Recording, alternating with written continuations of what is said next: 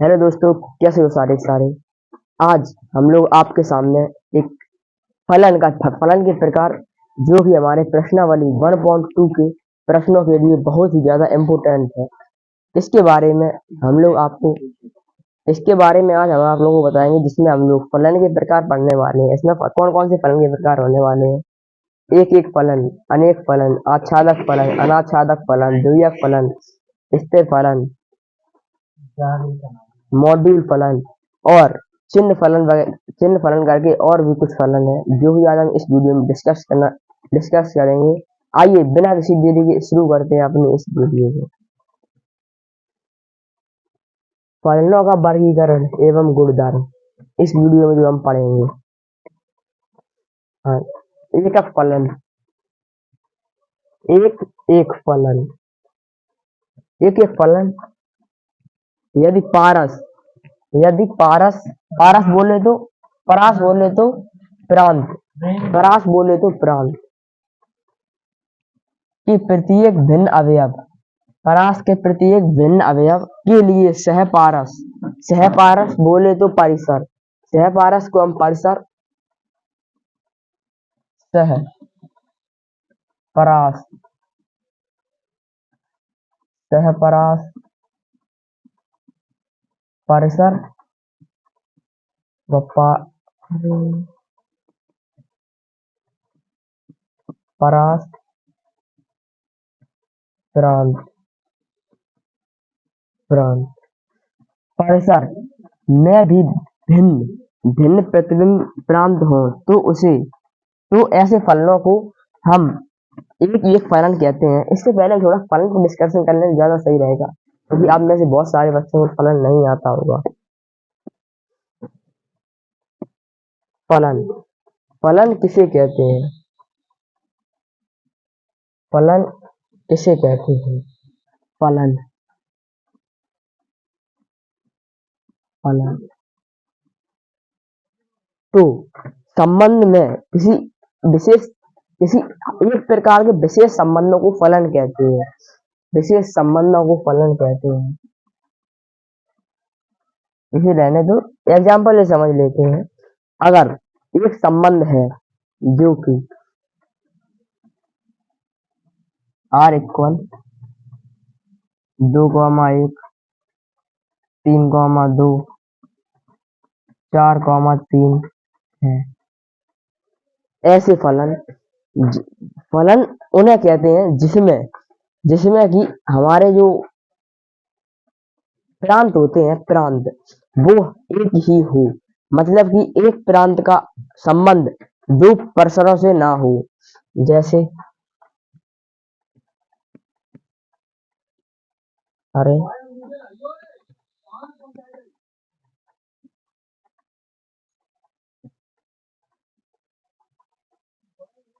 यहाँ अवयव ले, अगर हम अवयव इसके प्रांत है वो दो है, 3 है और 4 है, और परिसर 1, 2, 3, और यहाँ 2 का संबंध 1 से है, 3 का संबंध 2 से और 4 का संबंध 3 से। अतः यह संबंध हमारा फलन है। अभी देखिए कि फलन होता क्या नहीं है, कौन सा संबंध हमारा फलन नहीं होता है, कौन सा संबंध फलन नहीं होता है। अगर यहीं पर 1, 2, 3, 4, 5 और 6 हो तो एक का संबंध 4 से हो, एक का संबंध 4 से हो, फिर एक का संबंध 5 से हो, फिर 2 का संबंध 5 से हो, फिर 3 का संबंध 6 से। यहाँ पर ये प्रांत है, ये परिसर है। एक प्रांत का संबंध दो परिसरों से है, एक प्रांत का संबंध दो परिसरों से है, इसीलिए यह संबंध हमारा फलन नहीं है। और अगर एक परिसर का संबंध अगर दो प्रांतों से है, दो या दो से अधिक प्रांतों से भी है, तो भी वो संबंध हमारा फलन हो जाएगा। अतः यह संबंध हमारा फलन नहीं है, वह यह संबंध हमारा फलन है। आइए बिना किसी देरी के फलनों के प्रकार के ऊपर चर्चा की। आप लोगों ने देखा, यदि प्रांत के प्रत्येक भिन्न अवयव के लिए प्रांत परिसर में भिन्न भिन्न प्रतिबिंब प्राप्त हो तो ऐसे वो एक फलन कहते हैं। जैसे कि एक फलन का मतलब हर एक प्रांत का अलग परस्पर से संबंध हो और हर एक परिसर का अलग प्रांत से संबंध हो। जैसे कि देखें, इसे 1 2 3, इसे ए बी और सी मान लें, तो यहाँ पर 1 ए है, 2 बी है, 3 एक का संबंध ए से ही है। मतलब कि हर एक प्रांत का संबंध अलग परिसर से होना चाहिए।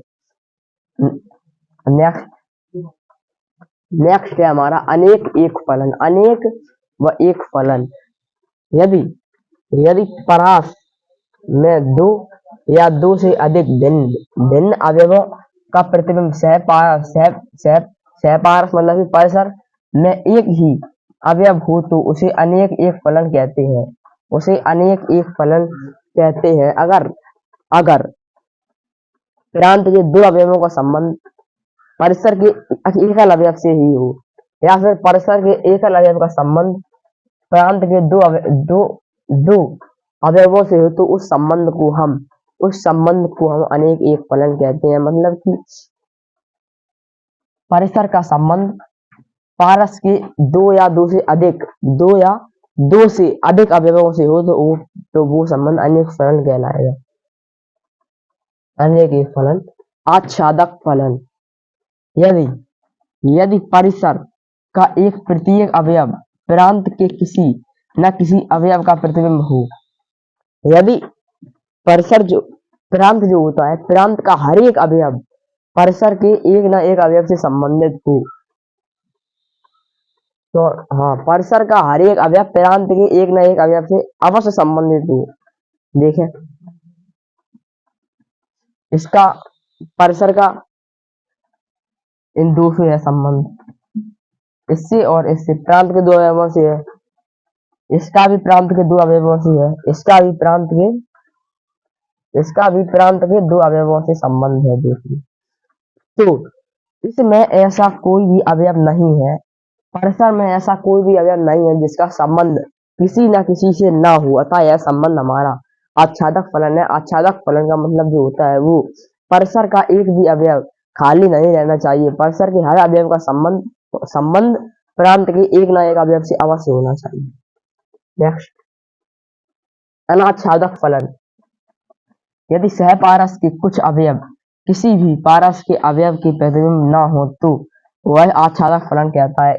यदि परिसर का एक न एक अवयव का संबंध प्रांत के किसी अवयव से ना हुआ था तो वह संबंध अनाच्छादक फलन होता है। इसमें देखें, इसके तीन अवयव हैं, इसके चार अवयव हैं, इसके तीनों अवयवों का संबंध इसके तीनों अवयवों से है, पर इस एक अवयव का संबंध नहीं है। इस एक अवयव का संबंध किसी से भी नहीं आता है, संबंध हमारा अनाच्छादक फलन हो जाएगा। नेक्स्ट, द्वियक फलन जो फलन एक एक तथा आच्छादक दोनों हो उसे द्वियक फलन कहते हैं। जो फलन एक एक हो मतलब कि हर एक अवयव का संबंध अलग अवयव से होना चाहिए और हर एक अवयव का संबंध हर एक अवयव से होना चाहिए। मतलब कि परिसर में एक भी अवयव खाली नहीं रहना चाहिए, परिसर का एक भी अवयव खाली नहीं रहना चाहिए, तो वह संबंध द्वियक एक फलन हो जाएगा। द्वियक एक फलन हो जाएगा। इसकी विशेषता, प्रत्येक इनपुट का अवयव अलग आउटपुट सहपारस का प्रत्येक अवयव प्रयुक्त होता है। इसमें सहपारस का प्रत्येक अवयव प्रयुक्त होता है और हर एक अवयव का संबंध अलग अलग अवयव से होता है। आगे चलें। सर्वसम का फलन जिस फलन में प्रत्येक अवयव स्वयं का ही प्रतिबिंब हो उसे सर्वसम का फलन कहते हैं। जिसमें प्रत्येक अवयव स्वयं का ही प्रतिबिंब हो, मतलब कि हर एक अवयव का संबंध अपने जैसे ही अवयव से होना चाहिए। इस उदाहरण को अगर हम हटाएं तो हम नेक्स्ट अगले उदाहरण से कोई दूसरा उदाहरण लें तो उससे हमें सही समझ में आएगा।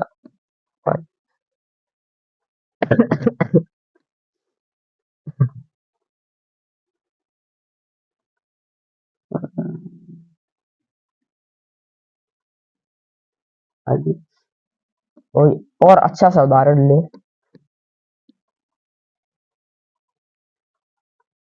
यहाँ पर अगर ए बी सी ए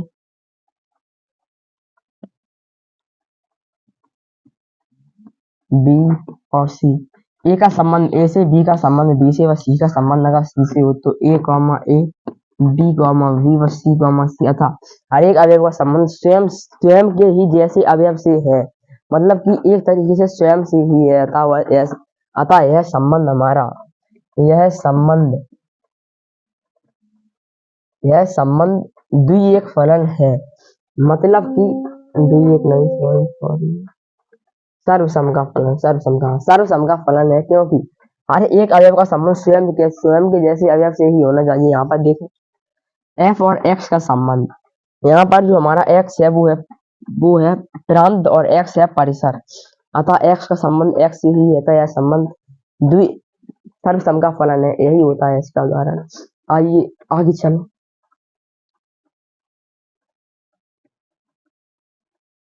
स्थिर फलन, जिस फलन में प्रत्येक इनपुट के लिए एक ही नियत मान प्राप्त हो, प्रत्येक इनपुट के लिए एक ही नियत मान प्राप्त हो, उसे स्थिर फलन कहते हैं। गणितीय रूप इसका ये होता है, f और x का संबंध c से है, जहाँ c एक नियतांक है, मतलब कि प्रांत का संबंध एक नियतांक से हो, अतः परिसर एक कोई नियतांक हो। अगर उदाहरण में अगर हम ले तो एफ एक्स बराबर 5, यहाँ पर हमारे सी की जगह पर रखा गया है क्योंकि सी एक नियतांक है। आइए आगे चलें बिना मॉड्यूल्स फलन। हाँ, मॉड्यूल, जैसा कि आप लोग जानते होंगे मॉड्यूल्स, ये जो हमारी साइड की दो लाइनें हैं, ये जो साइड की दो लाइनें हैं, इन्हीं लाइनों को हम मॉड्यूल कहते हैं। इसके अंदर चाहे हम जिस प्रकार की संख्या रखें, जिस प्रकार की वास्तविक संख्या रखें, अगर धनात्मक होगी, अगर वो संख्या धनात्मक होगी फिर भी उसका मान धनात्मक होगा, अगर वो संख्या ऋणात्मक होगी फिर भी उसका मान धनात्मक ही होगा, मतलब कि इसमें से निकलने के बाद संख्या धनात्मक ही होती है, चाहे वो ऋणात्मक हो या फिर धनात्मक। तो जिस फलन में किसी भी संख्या का परिमाण लिया जाए उसे मॉड्यूल फलन कहते हैं। एफ एक्स इन मॉड्यूल f माइनस के 3 बराबर 3, इस प्रकार के फलन को हम मॉड्यूल फलन कहते हैं। अगर f माइनस के 3 है तो बराबर में प्लस का 3 होना चाहिए, मतलब कि अगर हम प्रांत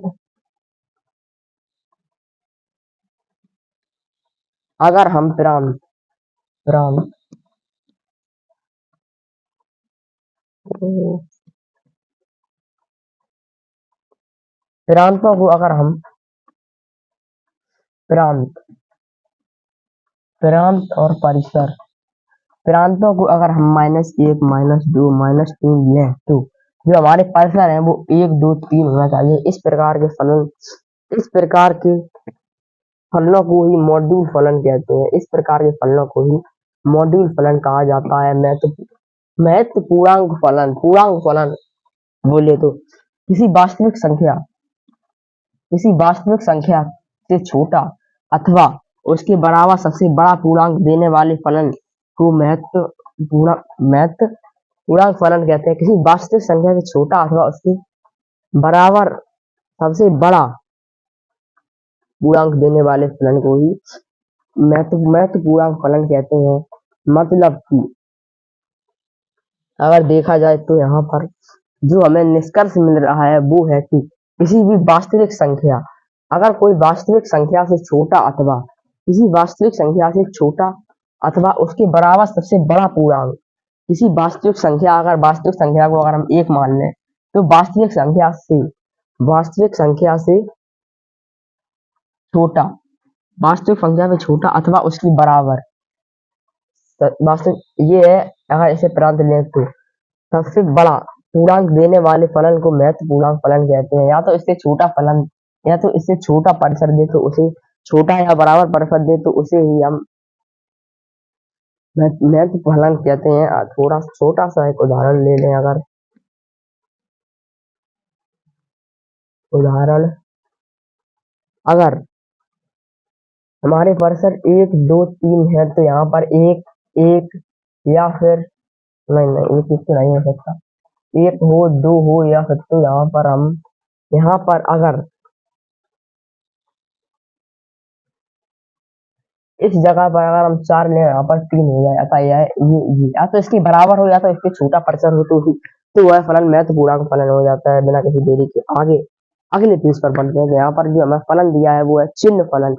चिन्ह फलन हमारा फलन, जो फलन किसी संख्या का एक चिन्ह बनाता हो, जैसे प्लस माइनस अथवा शून्य, कोई भी चिन्ह हो उसे चिन्ह फलन कहते हैं। अगर साइन 5, साइन का मतलब होता है चिन्ह, साइन 5 बराबर 1 है, साइन 0 बराबर 0 है, साइन माइनस के 8 बराबर माइनस के 8 है। अगर यहाँ पर कोई साइन है, साइन अगर हम ले लें माइनस के 5, माइनस के 4, माइनस के 3, ये हो गया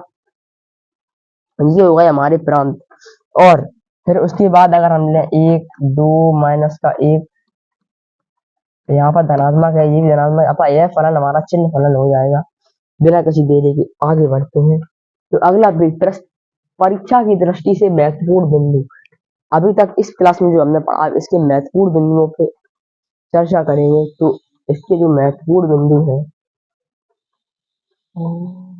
हाँ, फलन के प्रकार है, ये इनपुट का उपयोग है, सहपारस की स्थिति है। एक फलन में अलग इनपुट अलग आउटपुट, अलग प्रांत अलग परिसर, अलग प्रांत होने चाहिए व अलग परिसर होने चाहिए। इसमें सहपारस की भी स्थिति यही है। आच्छादक फलन अन्य के फलन, अलग इनपुट समान आउटपुट, इसमें कोई भी सहप्रांत की स्थिति नहीं है। आच्छादक फलन, इसमें इनपुट व आउटपुट प्रत्येक अवयव प्रयुक्त होना चाहिए, बस परिसर का प्रत्येक अवयव प्रयुक्त होना चाहिए, यही इसकी शर्त होती है। द्वितीयक फलन, एक और एक मतलब कि वह फलन एक भी होना चाहिए और उसका प्रतिलोम संभव होना चाहिए, मतलब कि वह फलन बोले तो वह फलन आच्छादक फलन भी होना चाहिए। ऐसे संबंधों को हम द्वितीयक फलन कहते हैं। अगर आपको ये वीडियो अच्छी लगी हो तो वीडियो को लाइक और शेयर और चैनल को सब्सक्राइब जरूर करें, तो आपकी महान कृपा होगी। इसी के साथ समाप्त करते हैं हम आज के इस टॉपिक को। कल इसी टॉपिक से रिलेटेड हम प्रश्नावली को हल करेंगे, जो कि हमारी प्रश्नावली होने वाली है प्रश्नावली 1.2 के कुछ प्रश्न को हम हल करेंगे और 2-3 दिनों में ये प्रश्नावली हमारी खत्म हो जाएगी। बिना किसी देरी खत्म करते हैं आज अपने इस लेक्चर को। मिलते हैं अपनी अगली वीडियो में।